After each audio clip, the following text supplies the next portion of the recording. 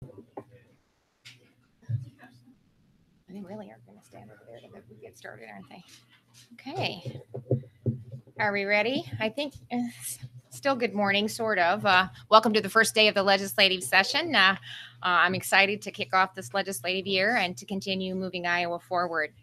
You know, as a governor, training Iowans for the jobs of tomorrow is one of my top priorities.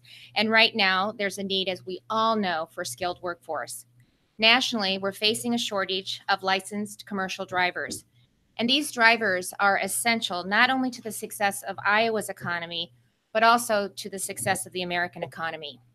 Every product that we use, every commodity that our farmers and manufacturers export outside our borders relies on safe, reliable, well-trained commercial driver to get to its destination. Companies are responding to this driver shortage by offering incentives to attract talent to the industry. But as a state, we felt that we needed to act too. The Iowa Department of Transportation knows the critical role that it plays in licensing commercial drivers. The agency wants to ensure that CDL applicants are successful at every stage of the testing process. That means applicants must understand the laws, the regulations, and the responsibilities of becoming a professional driver. Today, I'm pleased to announce that the availability of Iowa's CDL Test app is available on iOS and Android mobile devices, as well as your computer. It helps anyone interested in obtaining a commercial driver's license to study for the written or knowledge portion of the exam. The app can be downloaded on multiple devices and synced to ensure that the student's overall progress is kept up to date on all devices. Best of all, anyone with an Iowa driver's license or an ID can download the app for free. I continuously challenge state agencies to find ways to modernize our government products and services. And in doing so, we increase access to our citizens by offering those products and services in ways that make it easier for people to do business. And over the past several years, the Iowa DOT has accepted that challenge, putting emphasis on becoming more customer driven. By developing the CDL Test app, the Iowa DOT recognizes the way that people learn and that their lifestyles have changed. They recognize that studying from a written manual didn't really meet people's needs, and so they adjusted it. They adapted their product to deliver their service in a way that their customer wanted. With this app, CDL students can have a modern platform on which to study anytime, anywhere, and on any device. So now I'd like to turn it over to invite Lieutenant Governor Gregg to the podium to give you a little bit more details about the development of this app. Governor? Thank you, Governor, and good morning. The CDL app was designed not only as a study guide for new drivers, but also as a way for seasoned drivers to brush up on their skills or help them study for a different skill, like becoming a school bus driver. In developing the app, I know the Iowa DOT wanted a development partner who understood adult learners in a non-educational setting. They were also looking for a developer who could best present information to encourage competency. I'll let Director Lowe get into the particulars of what the app can do in a few minutes, but its purpose is to ensure that as a state, we are preparing our commercial drivers for true competency, not just memorization. I was impressed to learn that throughout the development process, the Iowa DOT and their development partner, Higher Learning Technologies, were working closely with industry partners to ensure they were developing a customer-driven product. They conducted focus groups to get feedback. Driver students, instructors, driving schools, training associations, and trucking companies all reviewed different phases of the design. These users also downloaded and interacted with the app. The Iowa DOT and Higher Learning Technologies used feedback from actual customers to improve the overall content, functionality, usability, and look and feel of the app. And that's really the way these things should be done, with a laser focus on how we can best serve our constituents. This customer-driven approach has produced a product that we believe will be a huge benefit to those studying for the CDL exam. And at this time, I'd like to invite Director Lowe to the podium to tell us more about the particulars of the app. Thank you, Director Lowe. Good morning. Thank you. And thank you, Governor and Lieutenant Governor. I appreciate we appreciate your support in all our endeavors, but also with this in particular. And before I get into how the app works and how to find it and that type of thing, I did want to share a couple thoughts about why we thought it was important to do this. As the governor and lieutenant governor talked about, we have put a focus on being customer driven over the last several years. And we put a focus on a mission of safe mobility, of getting you there safely, efficiently, and conveniently. And that means that our job is not to hold people out of the transportation system, but to really draw them in and help them in safely. So for commercial drivers, one of the knowledge tests that they have to take are really that first hurdle they have to clear to becoming a professional driver. They have to take that before they get a learner's permit, and they have to get that learner's permit before they can go on to train, take skills testing, and ultimately get their license. And so when we looked at our knowledge tests and realized that they were sometimes holding people out, the majority of our CDL customers were not passing those tests the first time. So we decided that we needed to take a different approach. So in the past, as the governor and lieutenant governor alluded to, really the way that we help people is to just give them a printed manual and say, good luck. And that's really not good enough. And so our new app really changes that. It transforms our written manual into an interactive adult learning app. It really helps them build and test their competency so that they know they're ready the first time that they come into one of our service centers to take that test. And we think that's really a good thing. It's not only efficient for us and for them because it helps people pass the first time and not waste time coming back over and over again to take the test, but more importantly, it more quickly delivers professional drivers to the job market and to the transportation industry.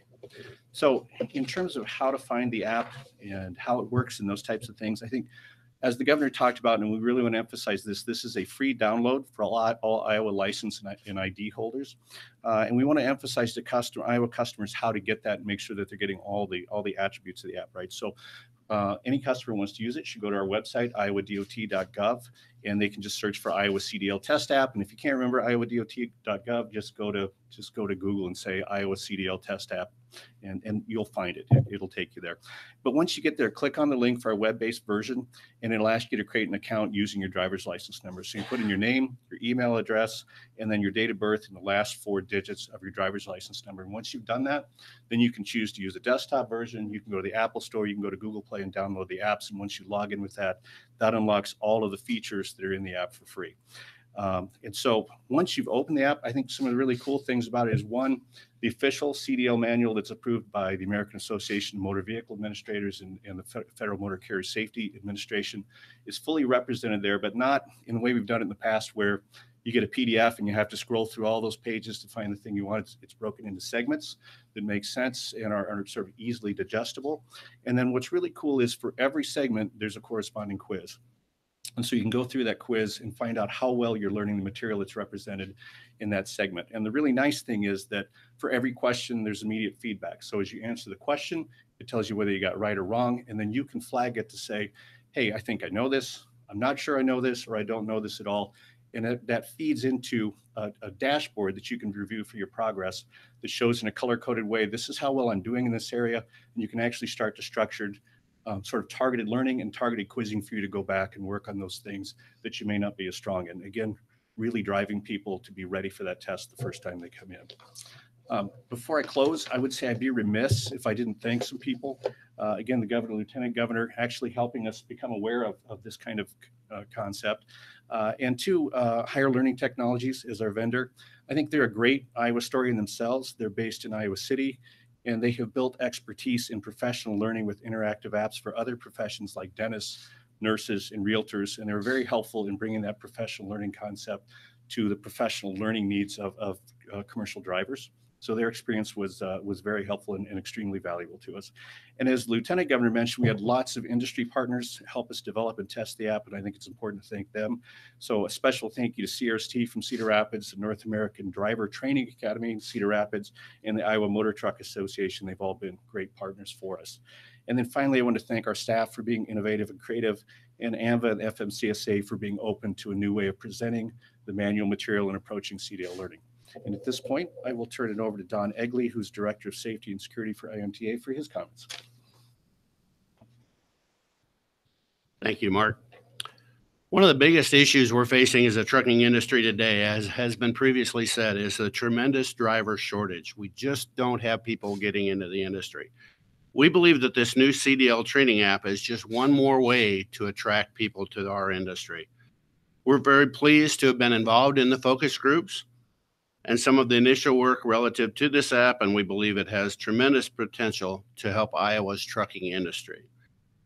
We commend the Iowa DOT for once again offering cutting-edge solutions to a growing problem, and we are confident that this new app will gain widespread support and acceptance among professional truck drivers and potential drivers. Iowa's trucking industry is proud to offer good, solid jobs in this state with great pay and great benefits. We just have to get the message out there. There isn't a trucking company in the state of Iowa that isn't looking for at least a good truck driver. And now with this CDL training app, we have one more tool to help us attract professional men and women to our industry and to help them find success more quickly in this profession. Thank you. We'll open up to questions on this topic.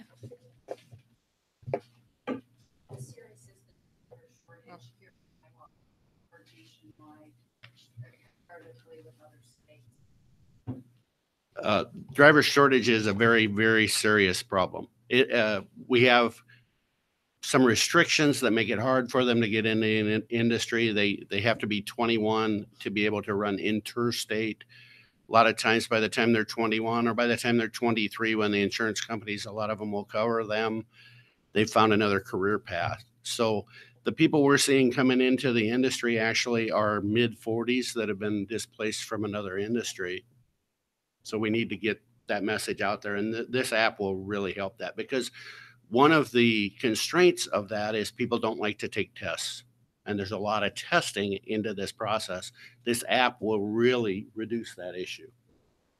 Yeah, well, especially when they're apprehensive anyway about taking the test. And then when you said over half of them were not passing the first time, and that's not a very good motivator. And I think the way that the app breaks it down, it's kind of an incentive builder as they work through the process. Yeah, the thing I was going to add is some of the things that Don was talking about, those obstacles are all part of the federal regulations that govern commercial drivers. So it's not an Iowa specific issue. And I think that's one of a couple things. One, part of what Don's describing is we're seeing a lot of non-traditional learners try to come back into that market. And so that's another reason to try to help them. The other interesting thing about this is it's something that we think can really grow from Iowa nationwide and be useful nationwide. Any other areas you think you could see an app developed for? Well, I think this is a great example, and I know Higher Learning Technologies, as Director Lowe said, has really made this type of a system available for not only dentists, but nursing and realtors. So really, it's limitless to the opportunities that exist there. It's really about finding ways to meet people where they're at, and they want things online. And so I think Director Lowe and the Iowa Department of Transportation has really done a great job of really trying to meet those needs, and I commend them. And they're an example, I think, that other agencies they do a good job too, but can follow. Thank you. Thank you.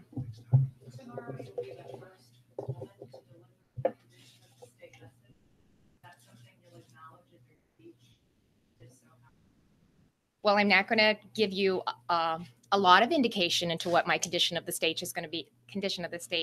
address is going to be tomorrow. It's more about acknowledging that, as a small town girl from rural Iowa, if you dream big and work hard, anything can happen. And I think that applies to anybody. And so that's my message, to not be afraid to dream big and to go out there and challenge yourself. And if you do that, I believe that big things can happen. And most importantly, I believe that is reflective of what can happen in Iowa, because I see it every day.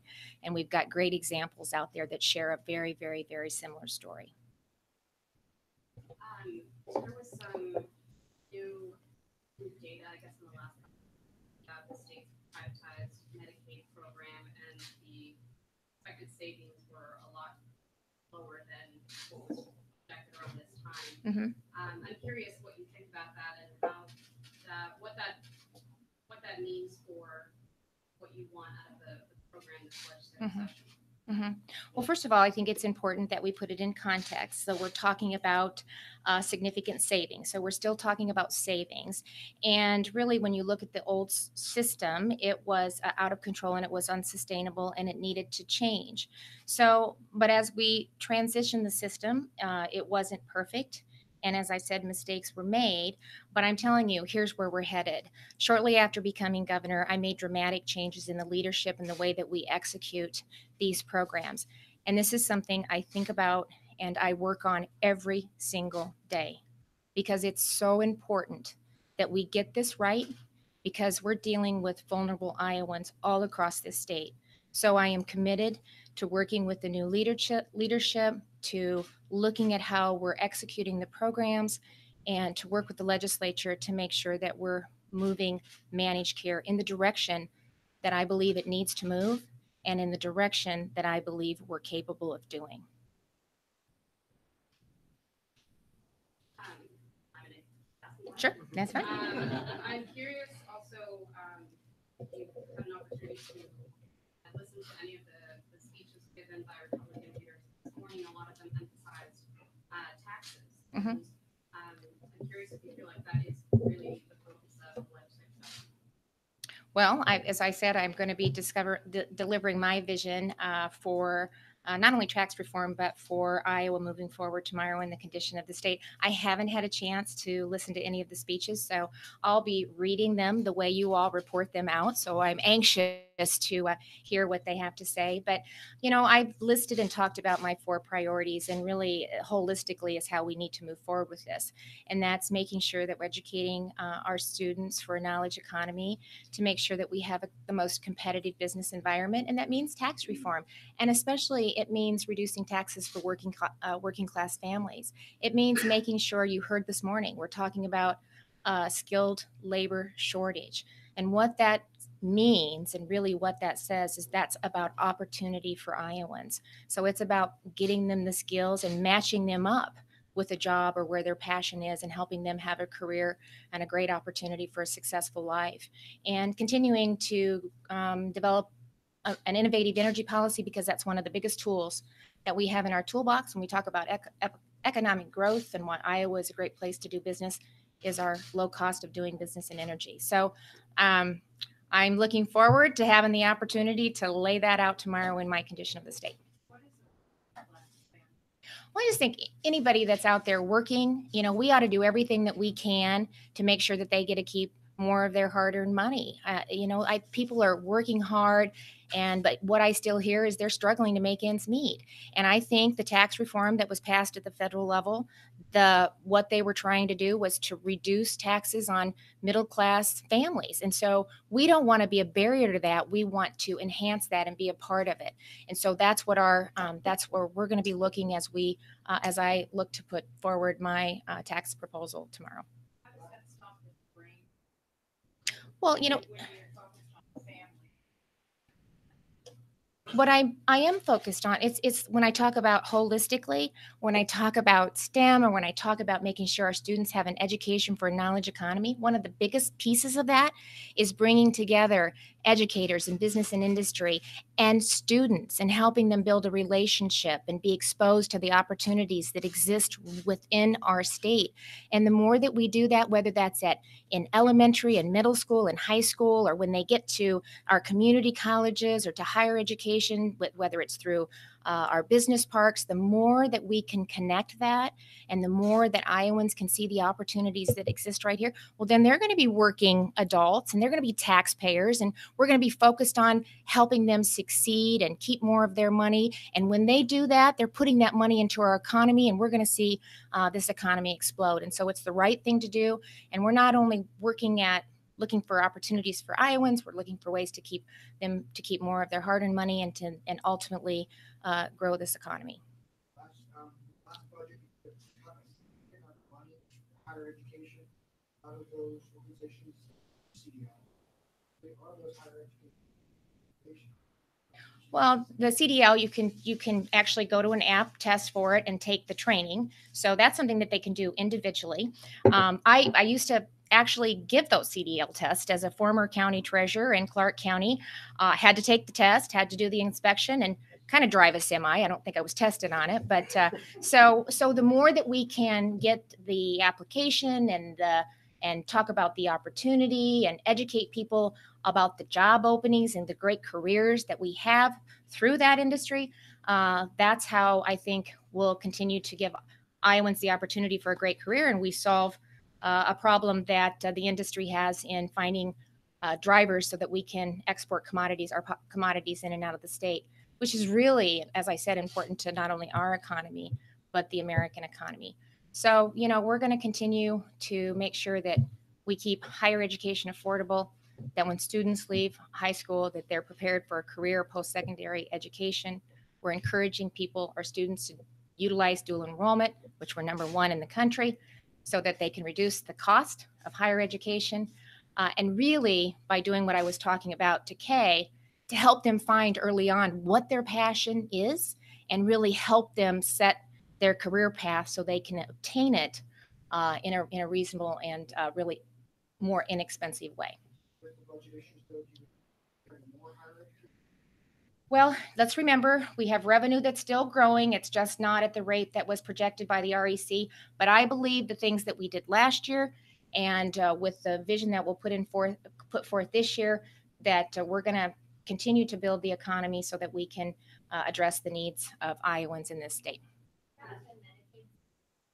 Is it 47 million enough savings? Is that an adequate number for you, or do you think they need to make changes? Well, first of all, I talked about making dramatic changes in leadership. I brought in Director Foxhoven to be the director of the Department of Human Services, and then Director Foxhoven has hired Director Mike Randall, who has the expertise, the knowledge, the financial background to really, as somebody from the outside coming in, take a look at the system, make sure that we're looking at it accurately, to make sure that we're comparing apples to apples and not apples to oranges. So we have to make sure that we have that we're looking at it accurately, and then we'll take a look at what that means going forward. But he's not been here all that long, but he has a reputation of really turning a system around, and so we're excited to have him on board as a part of the team. And we're going to rely on his expertise and as we take a look at moving forward with managed care. Well, I'm not going to say that right now because we're still in the process of analyzing the system. And, that's when you get in trouble, when you haven't done the due diligence to accurately look at everything before you start making projections. So we're trying to right the ship, and we want to make sure that we're doing the right thing moving forward. And it wouldn't be, I don't think, in the program's best interest for me to start throwing out numbers. Receives revenue department on what the federal tax cuts would mean. There was possibly 12 to 15 or 16 million that the state might take in yet this fiscal year, in addition to the next 2. You want to use that money to solve your budget issues for the current year, since it's a huge windfall there, and then use the other money for tax relief in the out years, or how are you going to approach that revenue? Well, first of all, can I just start by saying how appreciative I am for the department and really all of the work that they've put in analyzing the numbers, these preliminary numbers.